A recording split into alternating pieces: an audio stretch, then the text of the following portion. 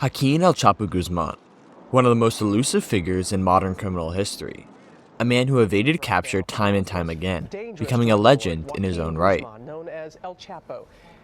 Today we're diving deep into how the FBI caught the world's most notorious drug lord in a cat-and-mouse game that spanned decades. By the early 2000s, El Chapo had cemented his status as the leader of the Sinaloa cartel, responsible for flooding the US with vast quantities of drugs. Despite his near-mythical status as an escape artist, having broken out of a Mexican prison in 2001, he was now a top priority for US law enforcement. But how do you catch a man who seems to disappear at will? The FBI, along with the DEA and Mexican authorities, realized that brute force alone would not be enough to capture Guzman. Instead, they turned to something that El Chapo had been known to rely on: technology. Guzman's operations were vast, sophisticated, and heavily reliant on secure communications. He used encrypted phones, coded language, and an ever-changing network of couriers to evade detection. But every digital footprint leaves a trace, and it was these traces that the FBI aimed to exploit. An FBI agent went on record saying, "Our approach was multifaceted. We knew we couldn't rely on just one method to bring him down. It was about combining human intelligence, cyber capabilities, and good old-fashioned detective work." The key was to find that one weak link in his communication network. That weak link came in the form of the people closest to Guzman, his family and inner circle. Despite his paranoia, El Chapo was a man who trusted few. But he still had to communicate with his family. And that's where the FBI found their opening. Guzman's communications were encrypted and heavily guarded, but they weren't impervious. The FBI, along with the DEA Special Operations Division, began intercepting messages between El Chapo and his inner circle. By painstakingly decrypting these communications, they were able to piece together not just the structure of the Sinaloa cartel, but also El Chapo's movements and hideouts. The turning point came when agents managed to intercept messages between Guzman and his tech-savvy secretaries, who were responsible for setting up and maintaining his secure communication networks. These men were the gatekeepers to El Chapo's world, and through them, the FBI began to unravel the intricate web of secure lines Guzman used to stay ahead. The breakthrough wasn't immediate. It took years of monitoring, cross-referencing, and patient waiting. But the FBI began to build a detailed profile of Guzman's movements. They discovered that he wasn't just hiding in the mountains. He frequently moved between a network of safe houses, many of which were connected by tunnels, some running directly into the United States. But in order to capture him, they needed more than just an idea of where he was. They needed real-time intelligence. And that's where one of El Chapo's closest allies inadvertently gave the FBI the upper hand. The FBI's strategy wasn't just about technology. It was also about exploiting human weaknesses.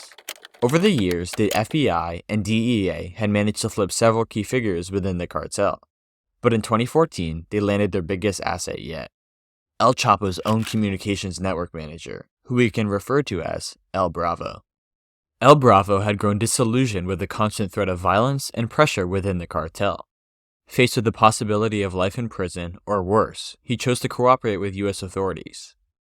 In exchange for protection, he provided the FBI with priceless information: details about El Chapo's most trusted safe houses, his methods of communication, and most crucially, his upcoming movements. According to an FBI agent, El Bravo was a game changer. With his help, we could anticipate Guzman's movements with greater accuracy. He provided us with details that only someone in his inner circle would know, and that gave us the edge we needed. With this new intelligence, the FBI and Mexican Marines were able to plan a series of coordinated raids on Guzman's safe houses. In February 2014, they launched a daring operation in the coastal city of Mazatlan, where they believed El Chapo was hiding. The operation was a high-stakes gamble, relying on the accuracy of the information provided by El Bravo. On the night of February 22, 2014, Mexican Marines, backed by US intelligence, surrounded a nondescript beachside condominium in Mazatlan. They knew El Chapo was inside, but capturing him was no easy task. Guzman's safe houses were notoriously fortified, with escape tunnels and hidden exits. The Marines moved swiftly, breaching the building's defenses and clearing each room with methodical precision. El Chapo tried to escape, once again attempting to flee through a secret tunnel. But this time, the tunnel was blocked, and the Marines were ready. After a brief struggle, Guzman was finally subdued. The world's most wanted man was captured without a single shot fired. The capture of El Chapo was a monumental victory for law enforcement, but it wasn't just about one man. It was about the dismantling of an entire criminal empire. The intelligence gathered during his capture led to the arrest of dozens of high-ranking cartel members and the seizure of millions of dollars worth of drugs and assets. But the story didn't end with his capture. In 2016, after another brief escape and recapture, El Chapo was extradited to the United States to face justice. His trial in New York was one of the most high-profile criminal cases in recent history, with dozens of witnesses, including former associates and even his own IT specialist, testifying against him. Finally, in 2019, Joaquin El Chapo Guzman was found guilty on multiple charges, including drug trafficking, money laundering, and conspiracy to commit murder. He was sentenced to life in prison plus 30 years. Of the federal indictment. In sum, the jury found that Guzman led the Sinaloa cartel, one of the largest and most dangerous drug cartels in the world. The fall of El Chapo marked the end of an era for the Sinaloa cartel, but it also underscored the global reach and capabilities of law enforcement.